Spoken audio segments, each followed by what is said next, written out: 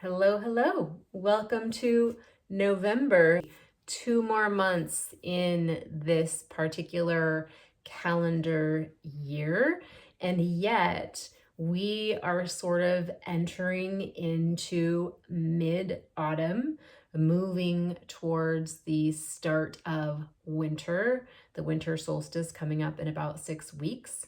We are equidistant at the moment between the autumnal equinox and the winter solstice, which means we have officially really taken a dip into some of the darkest days of the year. You have likely felt the shadows sort of creeping in, the weather getting colder, the need to light our candles and warm our cave and keep our hearth fire burning. But now it's just really, really obvious. It's dark. We're moving towards winter. It's whatever things you've been prepping and doing, you need to finish that shit up, because it's time to go into the cave. It's time to start going inward. It's time to start really preparing for the exploration of our inner secrets, the cave of secrets, our dream world, the vision casting. We're about to go into one of the most potent and powerful times of the year, the dream world, and the veil is continuing to get thinner. So as we move from magic and mystery, we're now here in November, and the theme, I was really not sure what I should call it. I was going to call it The Cave of Secrets, which I thought would be a really beautiful title, but then I decided to go with just a simple, very clear title of Light and Shadow. So really understanding sort of the allegory of the cave. When we're in a cave and we're lighting a fire or candles in our cave, it can cast big shadows on the wall. And depending on where you are in that cave and your understanding of your environment and where you are, you're going to be seeing things that aren't exactly real, just maybe some reflections of reality, some reflections of things that are possible, some reflections of things that exist in you and outside of you in terms of infinite possibilities, and in terms of maybe past memories or old past experiences you had. So we're in our cave right now. We're going inside. The shadows are starting to cover us. The dream world might be a little more vivid or different or darker than it normally is this time of year. So we're really focused on embracing this sense of curiosity and wonder around the light, the shadows that are being cast by the lights that we must be burning this time of year because of the darkness. You'll see that I dropped a bunch of quotes in there again, all on sort of the interplay of light and darkness, the importance of both. We need both of these things.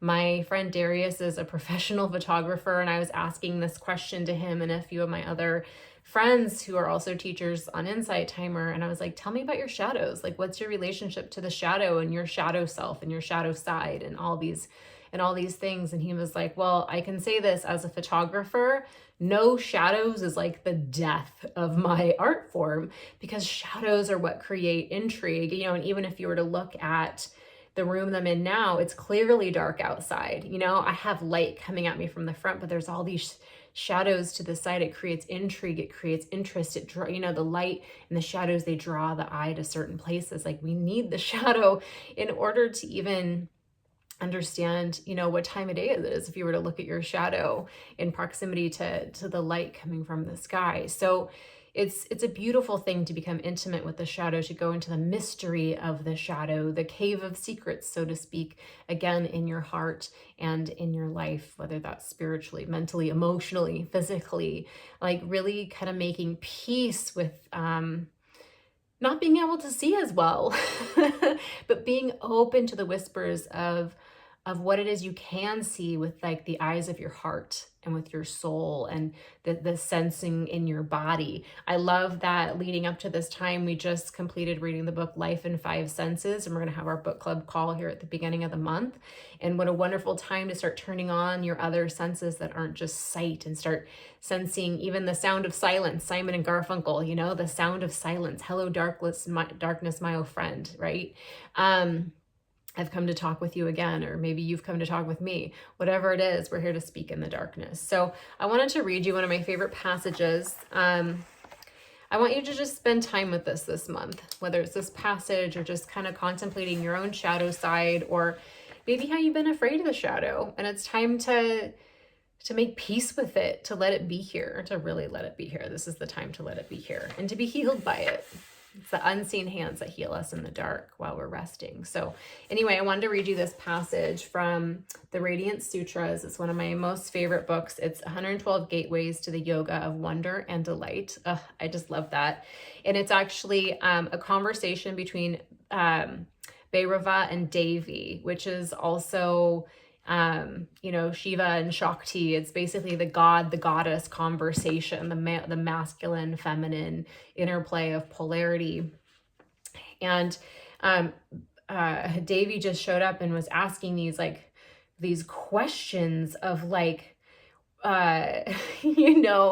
what is this wonderful, delight-filled universe into which we find ourselves born? What is this mysterious awareness shimmering everywhere within it? And she's just awestruck by the mystery of being alive. And she goes into several pages of asking these beautiful questions. And Bhairava replies, "Beloved, your questions touch the heart of wonder, the path of intimacy with all life, weaving together body and soul, sex and spirit, individuality and universality. This is my cave of secrets. Your inquiry has led you here. I feel your fingers on my pulse. Come with me. Leave behind everything you know. The teachings about me are a light show put on by the celestial musicians, as beautiful and insubstantial as clouds." I could read most of these pages many, many, many times over, and every time I'm just awestruck by every line. But the lines I really love in this one is, "This is my cave of secrets." You're being invited into the cave of secrets by infinite consciousness, right? Which is the god Shiva. This is my cave of secrets. Your inquiry has led you here. I feel your fingers on my pulse. Don't we feel that? Come with me. Leave behind everything you know. So that's what we do. That's what we're starting to do in November. Another thing he says to her, he says, "I am always here. I am the embrace of your most intimate experience. Though I am beyond the intellect, I am not beyond your daring.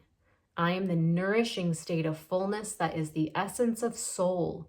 You belong to me, and I am yours. My nature is spotless, completely uncontaminated.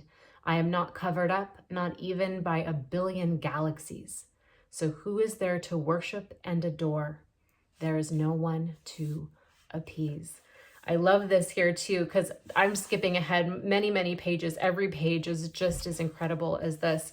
But I love how he says, "I am always here. I am the embrace of your most intimate experience." So as our sense of sight and as the shadows descend upon us and as we feel ourselves entering the cave season, whether you're busy in your cave or you're resting in your cave, you're lighting your candles and you are understanding this part, the most intimate experience, that embrace. So, my guest is here. So that's the end of my video, and I'll talk to you all soon. Happy November.